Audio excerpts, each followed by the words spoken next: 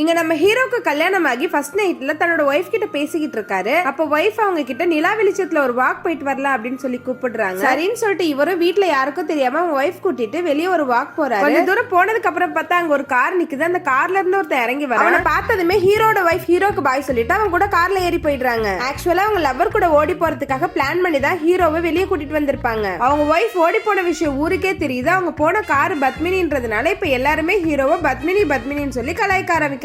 சரி நம்ம இன்னொரு கல்யாணம் பண்ணிக்கிட்டா இதெல்லாம் சரியாகிடுன்னு சொல்லிட்டு இப்ப ஹீரோ தீவிரமா பொண்ணு தேடிட்டு இருக்காரு. இப்போ ஒரு பொண்ணு பார்க்க போறாரு. அவங்க வீட்டு வாசல்ல பத்மினி கார் நின்னுட்டு இருக்கதை பார்த்துட்டு அப்செட் ஆகி பொண்ணே பார்க்காம இந்த பொண்ணு வேணான்னு சொல்லிட்டு திரும்புறாரு. இதை கேட்ட அந்த பொண்ணு எப்படி என்ன பார்க்காமலே பிடிக்கலன்னு சொன்னீங்கன்னு கோவப்பட்டு ஹீரோ கிட்ட சண்டை போடுறா. அதுக்கப்புறம் ஜெயன்ற ஒருத்தர் அந்த பொண்ணை பார்க்க வராரு. அவருக்கு பொண்ணை பார்த்தோன்னே பிடிச்சு போயிடுது. அந்த பொண்ணுக்கும் அவரை பிடிச்சிருது. இப்ப இவங்க ரெண்டு பேரும் கல்யாணம் பண்ணிக்கலாம்னு சொல்லி டிசைட் பண்றாங்க. அதே நேரத்துல ஹீரோ ஒர்க் பண்ற காலேஜ்ல இப்ப பத்மினின்ற டீச்சர் புதுசா ஜாயின் பண்றாங்க. அதுவரையும் பத்மினின்ற பேரை கேட்டாலே கோபப்படுற அவரு இப்ப இவங்களை பார்த்ததுமே பிடிச்சு போய் லவ் பண்ண ஆரம்பிக்கிறாரு. அவங்களும் இவரை லவ் பண்றாங்க. இப்ப வீட்டுல சொல்லி கல்யாணம் பண்ணிக்கலாம் அப்படின்னு சொல்லி போகும்போது ஃபர்ஸ்ட் ஒய்ஃப் டிவோர்ஸ் பண்ணிட்டு வந்தாதான் இந்த கல்யாணம் நடக்கும்னு வீட்டுல உள்ளவங்க சொல்லிடுறாங்க. அதனால பத்மினி இப்ப அவங்களுக்கு தெரிஞ்ச ஒரு லாயர் ஒருத்தவங்களோட நம்பரை ஹீரோ கிட்ட கொடுத்து போய் பார்க்க சொல்றாங்க. அங்க போய் பார்த்தா அந்த லாயர் தான் இதுக்கு முன்னாடி இவர் பார்க்காமலே வேணான்னு சொன்ன பொண்ணுங்கிறது தெரிய ஆனாலும் இவர் அவங்களை மீட் பண்ணி நடந்தது எல்லாத்தையும் எக்ஸ்பிளைன் பண்றாங்க. அதை புரிஞ்சுக்கிட்டு அவங்களே இந்த கேஸ் எடுத்துக்கிறேன்னு சொல்றாங்க. இப்ப டிவோர்ஸ் கிடைக்கணும்னா ஃபர்ஸ்ட் ஒய்ஃபை கோர்ட்ல ஆஜர்படுத்தணுங்கிறதுனால ஹீரோவும் லாயரும் சேர்ந்து அவங்க ஃபர்ஸ்ட் ஒய்ஃபை தேடி போறாங்க. இத பார்த்து ஜெயின் தப்பா புரிஞ்சுக்கிட்டு லாயர் கூட சண்டை போட இப்ப இவங்க ரெண்டு பேருக்குமே பிரேக்கப் ஆயிடுது.